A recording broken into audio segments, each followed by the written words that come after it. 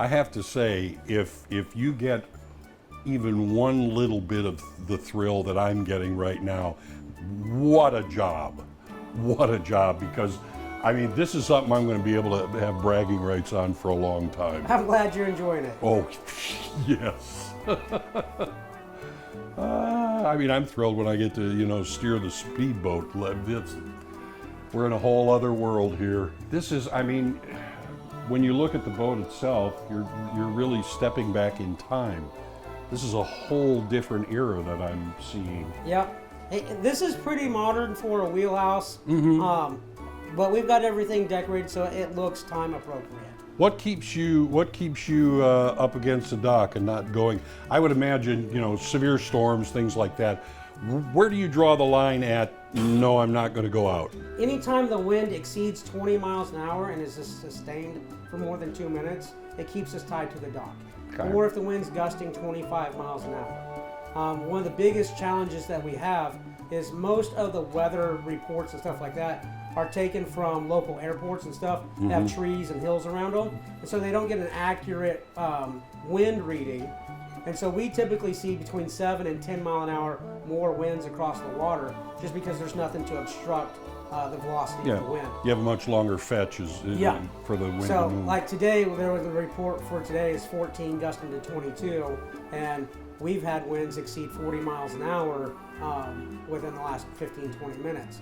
But luckily, we're already underway, and so it's not something I'm too concerned about, as I'll have to fight it now or I'll fight it later, but I've docked in more than 40 mile an hour winds before, so nothing to be concerned about. Currently, we're getting 18 gusting 22-ish, so.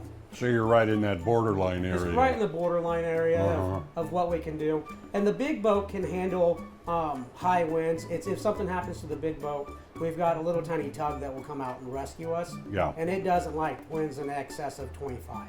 I know that I spoke to you always have someone on shore for that purpose in case it does crop up. Yeah, we always keep an extra captain on shore side that can respond with our tug. And they'll come out and fetch us if we need to. More than likely, the big boat will come back on its own with the tugboat shadowing it. Okay. There's very few times that we've actually had to hook up the tug. Actually, almost hardly ever do we ever have to hook up the tug. Usually we just do it for training purposes.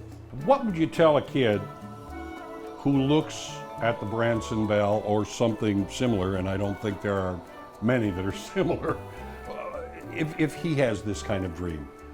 The maritime industry is actually needing more recruits. You know, they need more captains, and so it is a once-in-a-lifetime opportunity to become a captain. You can either become a tugboat captain and push barges up and down the Mississippi River, or you can get on a cruise boat, passenger vessel, all kinds of stuff. I absolutely love it. You know, if I could share anything, it would be that you get to greet 1,000 people a day and still get paid for it. If you're on any other boat but this one, you spend most of the time traveling in the United States. I'm like this boat because I get to sleep in my own bed every night. It's amazing when I consider how big this is that I feel little shudders in the wheel and the power of water. Yeah, the little shudders that you're feeling is the paddle wheel is actually slapping the water. And they put just a little bit of a vibration into the entire boat. Yeah. And typically you won't feel it anywhere but up here in the wheelhouse. We're kind of like the antenna of the boat. Right. We feel everything. Yeah, Captain, I have to ask you, where am I going? 'Cause I'm just kind of, and there's a big part of the lake there, and it's like, am I going that way? Yeah, so we'll curve up here. We'll go up here another, 500-600 feet, just on the other side of this point. We'll make a slow turn to port. We'll go about half a mile, and then we'll turn 180 degrees and start our journey back towards the dock. I have a feeling that I'll let you do that part. I don't know if I'm qualified or clever enough.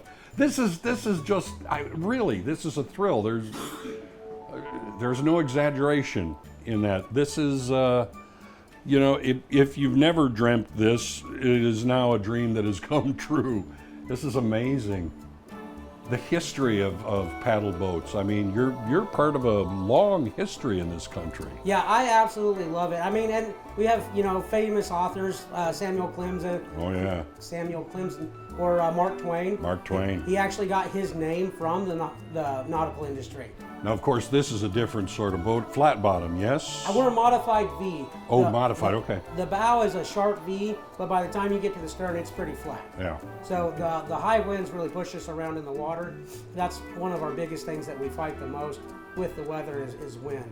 You know, right now we've got, we're sitting at 16 right now. So if we would shut down propulsion in less than a minute, the wind would have us sideways blowing down the lake. Seriously? Yeah. Good grief.